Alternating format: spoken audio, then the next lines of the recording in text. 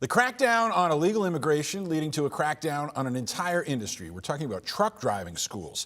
Thousands of CDL training programs have been shut down, including some here in Arkansas. Yeah, it started all after a high-profile crash involving undocumented drivers who didn't appear to recognize road signs or traffic laws. THV11's Maya Ellison shows us how leaders of this vital industry are responding in the natural state.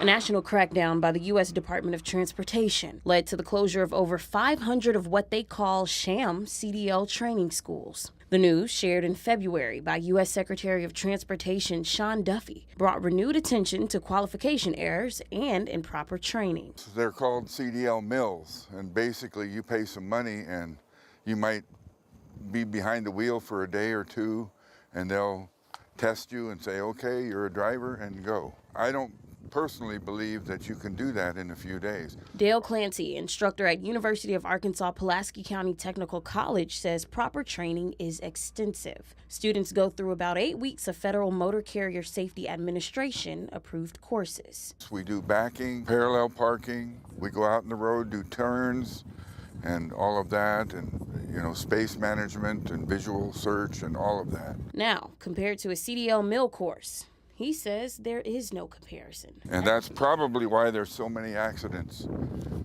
every year with trucks and trains. In Arkansas, FMCSA lists hundreds of training locations, some of which receive notices of proposed removal from the agency for failing to meet basic safety standards. You hear that all the time, but it's kind of difficult for people to get their license, but if you're paying for it, it's wrong. Juan Gonzalez has been driving for more than 30 years. Both he and Clancy share the same concern. Training should never come at the expense of safety or proper qualifications behind the wheel. They made these regulations for a reason, and it's for safety, public safety, as well as your own personal safety.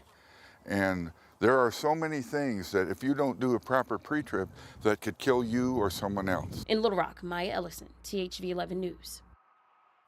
All right, Maya, thank you. We also learned from that same DOT press release that 300 investigators carried out more than 1,400 sting operations across the whole country. Yeah, we also reached out to the Arkansas Trucking Association for comment, and we're still waiting to hear back.